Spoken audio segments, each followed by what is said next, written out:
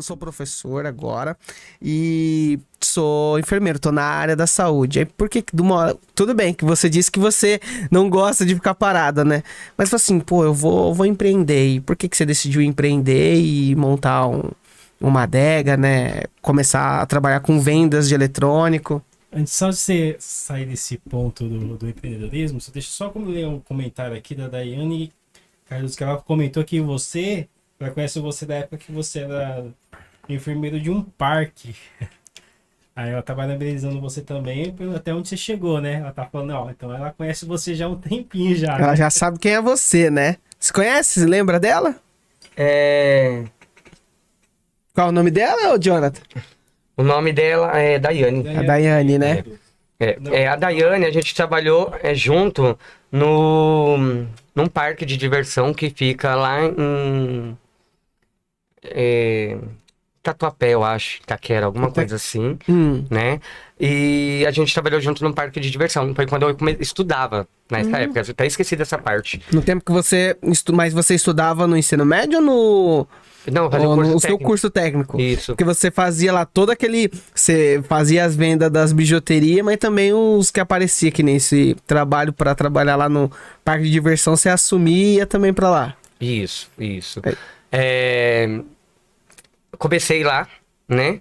Era um ambulatório, bem lembrado dessa parte. Era um ambulatório que ganhava R$700 na época, mas era para ajudar a pagar o curso também, né? E até eu trabalhei com a Daiane e tudo, trabalhei com outras pessoas também, né?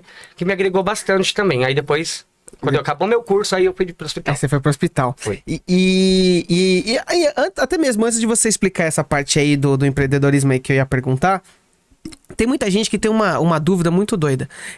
Existe o auxiliar de enfermagem, o técnico de enfermagem e o enfermeiro. Como é que funciona? Tem o enfermeiro graduado. Quais são essas diferenças desses pontos, né? Auxiliar de enfermagem, técnico de enfermagem e enfermeiro, né? Como é que chama? Padrão. Enfermeiro padrão. Como é que funciona isso? Então, auxiliar de um técnico, a gente pode fazer os procedimentos, tipo a parte do assistencial com o paciente em si, né? Às vezes, um exemplo, o médico pede para um paciente passar uma sonda de demora, aí um auxiliar de um técnico já não pode fazer. Tem que fazer o enfermeiro padrão, né? Então, tem certo tipo de procedimento que o auxiliar do técnico não pode, e quem faz só é um enfermeiro. Tipo, uma sonda nasogástrica num paciente, né? Um auxiliar técnico não pode. Quem faz é o enfermeiro em si, né? Cara, eu quero chegar lá na parte do empreendedorismo, mas tem um outro rolê que eu queria saber. Na pandemia, né? Você estava atuando também ali nesse período da pandemia. Como é que foi pra você, assim? Então, como enfermeiro, né? Na época da pandemia, eu era técnico, né? De enfermagem, eu tava no UPA. Nessa época da pandemia, eu lidei com os pacientes de Covid em si, mas eu ficava na parte de fazer os testes. Né, você fazia os testes. Né? Então, eu pegava e os pacientes iam lá, passavam no pronto-socorro.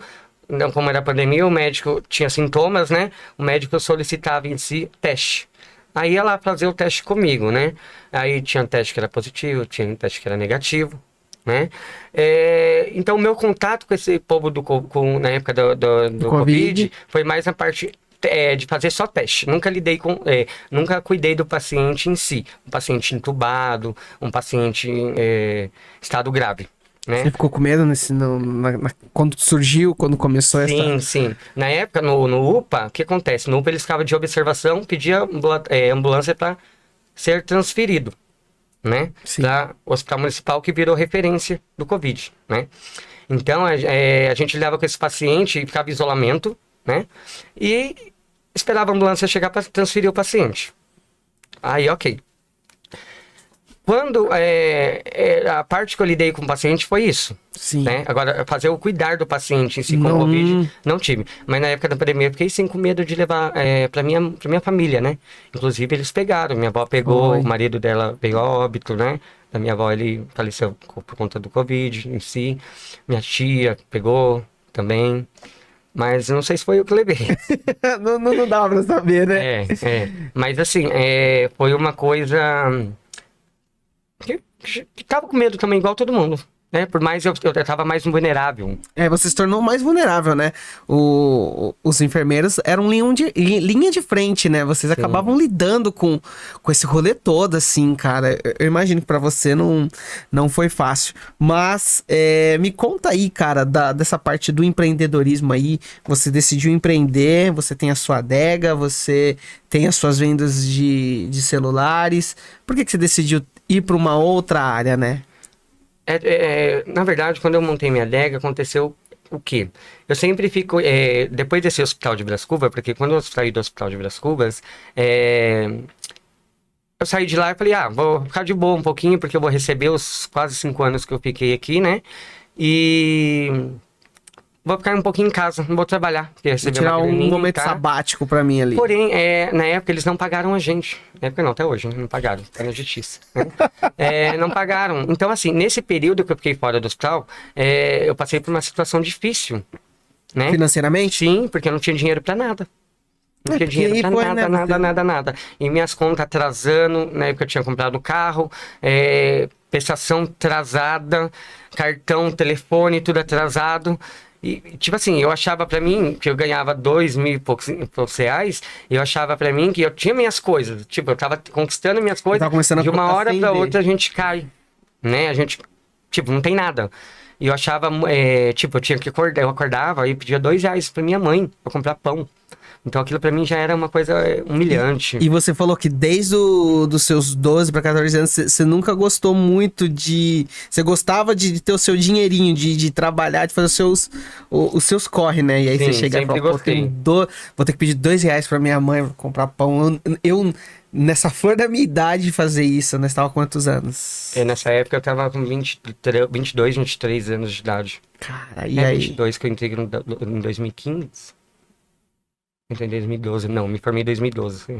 E aí você saiu de lá sem dinheiro nenhum? Então saí com uma mão na frente e outra atrás, né? Uma mão na frente e outra atrás. E assim, não tinha dinheiro pra nada.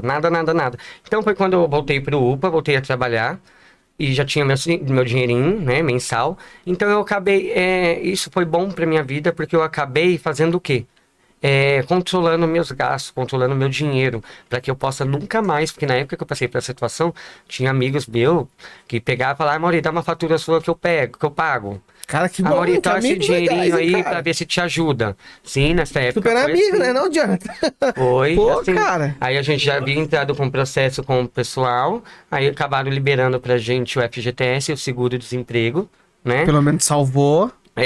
E quando eu recebi o FGTS, aí eu saí pagando tudo que estava atrasado e sobrou um dinheirinho na época que foi uns 7, 8 mil, que eu falei assim, não, nunca mais na minha vida eu quero passar por isso. Aí eu peguei e resolvi abrir a adega, mesmo estando trabalhando no UPA, né? Abri a adega para mim ter uma segunda renda, né? Sim. E abri, né, com 7 mil reais, 8 mil reais, se não me engano, na época. E abri assim, com tipo um packzinho com 6 de Heineken, de Budweiser, uns 5 pack de Skol de latinha. E fiz a inauguração, que graças a Deus foi bastante gente, e consegui ir levantando o dinheiro para mim poder e reinvestindo, crescendo, né? E eu consegui, né? E hoje, graças a Deus, estou com 2 anos e meio em minha adega. Tem de tudo lá, quase tudo, né? Tem lá na minha adega. E eu pensei mais por isso mesmo, pra mim não passar o que eu passei, né? Mas graças a Deus eu não vou passar mais. Mas também não tô rico, né? Não, porque tem muita gente que tem essa ideia, né? Começa a ver o camarada prosperar e tá ali trabalhando pra caramba, aí o negócio tá rolando, aí já imagina que o cara tá rico, tá isso, tá aquilo, né? Isso, não tô rico. Eu sempre busquei qualidade de vida, né? A gente busca qualidade de vida, então a gente não passa vontade mais, a gente quer sair, sai, quer comer algo, come, né? Mas ainda eu tenho ainda minhas obrigações dentro de casa, né? Mas graças a Deus, aquele negócio que eu passei lá no passado, que eu não desejo nem pro meu pior inimigo aquilo, eu não quero passar nunca mais. Então assim, eu queria ter uma outra opção. Dá pra sentir que você realmente passou um rolê pesado quando faltou grana, porque assim, hoje a gente sempre fala, né, que dinheiro não traz felicidade. Ah, dinheiro não traz felicidade, cara. Eu tenho um rolê diferente, cara. Eu acredito que a gente precisa de dinheiro, cara, e o dinheiro ele facilita muita coisa, cara. Não que a gente tem que viver pelo dinheiro, mas sem dinheiro a gente não consegue pagar nossas contas, então a gente não tem paz, a gente não dorme bem. Sem dinheiro a gente não consegue dar um conforto pra nossa família, um conforto pra gente mesmo. Então, quando você chega ao ponto de você estar sem grana, zerado, e você fala, pô, o que é que eu vou fazer? É pesado, né? Hoje tudo que a gente faz na nossa vida tem que ter dinheiro, né? Mas esse foi um aprendizado da minha vida, eu espero que nunca mais faça por isso, né? Mas foi barra, foi difícil. Porque numa hora você tá no topo, daqui a pouco você na estaca zero, né? E como é que lida, né? Como é que a gente pode lidar com isso? Porque muitas vezes, né, tem pessoas que ficam sempre olhando pra gente, né? E a gente tá ali, né? Às vezes a gente fala que não, mas a gente tá ali, a gente, dependendo da pessoa, a gente gosta de expor um pouco do que a gente tá fazendo dali, e aí de uma hora pra outra, assim, puta, tô zerado, tô sem grana, tô ferrado. Meus amigos queriam sair, eu falei, não, eu vou Isso, e sair, aí? porque eu não tenho dinheiro, né? Então eu não saía, às vezes a gente saía nas coisas dos outros é ruim, né? Muitas das vezes eu saí, meus amigos pagaram tudo, mas é ruim, né? Então muitas das vezes não saía. Mas é uma coisa que, tipo, passou, né? Passou essa fase, mas foi uma coisa que hoje eu saio, tipo assim, eu mudei, né? Hoje a gente tem um controle mais do nosso dinheiro.